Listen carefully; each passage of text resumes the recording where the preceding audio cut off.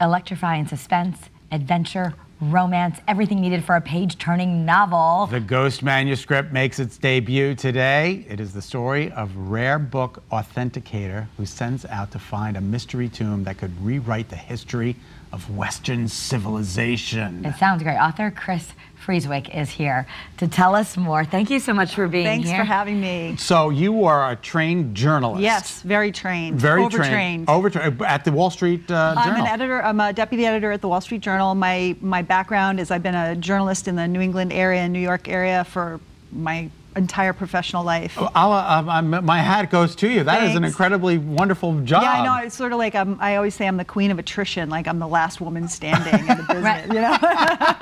But so this story, I mean, just reading the blurbs draws you in. It's the idea that you're going to find a mysterious tomb and all these dark manuscripts. Is there any truth in the fantastical tale? Well, as a journalist, I researched. Part of the reason this book took me 12 years to write, 12 which is years. actually how long 12 it took. Now, years? I wasn't actually writing it for 12 right, years, but still. But it took me that long to kind of get it ready to go out to the universe, which we did yesterday. It officially launched into the universe yesterday. Congratulations. Thank you. So it's like a dream come true. Right. Yeah. But my goal with the book was that I wanted everything in the book to be based on historical fact, something that was provably true, or something where the preponderance of sort of evidence, anecdotal, or I just wanted everything in there to be linked to something that was true. Yeah, which is really cool. And then I wove my characters kind of through that. Mm-hmm.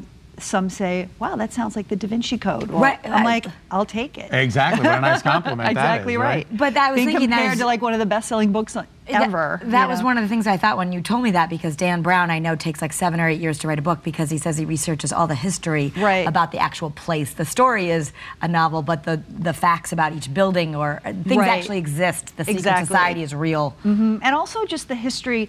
So the premise of this book is that my main character is a woman. Her name is Kris Jones, and she's a rare book authenticator for an auction house in Boston.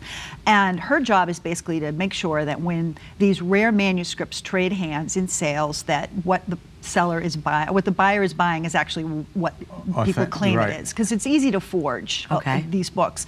So she's trained in handwriting analysis and materials analysis. So she knows if a Dark Age manuscript comes on the market, she'll know like, oh, well, that language wasn't even used in that era, or that ink wasn't used, or that sort of thing. So what happens in the beginning of the book is she finds out that her biggest client that she has been sourcing books for a decade gets put into an insane asylum, and his son is going to sell the house and the huge library of these ancient manuscripts that he's collected over the last 20 years.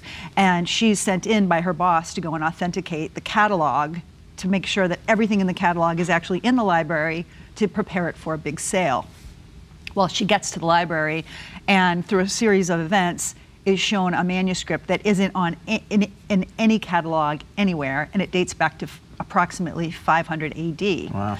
Wow. Through the course of researching it and meeting with the owner, John Harper is the name of the man who's the tech billionaire who's been institutionalized. She meets with him to find out, like, why is this book, this ancient manuscript, not in any catalog? And the thing about ancient manuscripts is they're all cataloged somewhere. Like, I did a ton of research into rare book collecting, and most of the most ancient documents and books in the world are cataloged. They're in someone's catalog Somebody somewhere. knows about. Somebody but knows this where one they are. might lead But the way to. This one, he kept purposely off the catalogs because he didn't want anybody to know that it existed, because he believes that it was written by the personal priest of the man who would become known through history as King Arthur. Ah. And at the end of the book, there's a poem written in the earliest known version of Welsh that points in a poem in a difficult to read and understand poem, points to the tomb of King Arthur and the treasure that's buried with him. And he says to Kris, my main character, you can have my library, you can have this book, you can have everything if you just follow the clues and find this tomb. And all I want in exchange is I want you to name me as the person who finds it. Isn't that great? So that's where we start. And the tomb could rewrite Western civilization. Where the tomb ends up being is a big the big twist at the end of the book. Well, fantastic! Congratulations. Thank you. Yeah, it was a long road. Yeah, it's like, long road, but it's like giving birth. Yeah. But like a 12-year gestational period. Yeah. Exactly.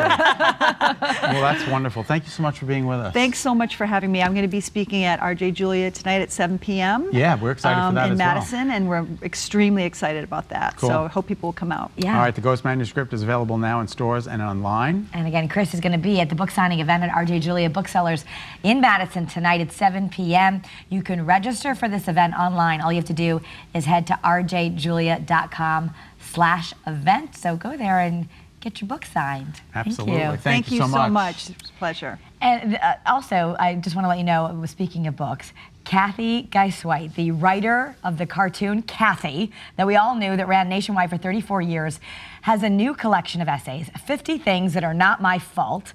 I will be at the Mark Twain House tonight to talk to her about parenting a college-age daughter, caring for elderly parents, and being the creative artist that she is. That event is full of laughs. It starts at 7. Tickets are $30 and they include the book. So you can, depending on which end of the state you're in, you can see beautiful books tonight. Absolutely, and that's authors. fantastic. Thank you. All right, it's a restaurant known for its beautiful atmosphere as much as the delicious, delicious food. Rooftop 120 is in the kitchen. And when we come back, the head chef is sharing an extraordinary pasta recipe with us. But first, we're going to send you on over to Studio A for the latest news and weather.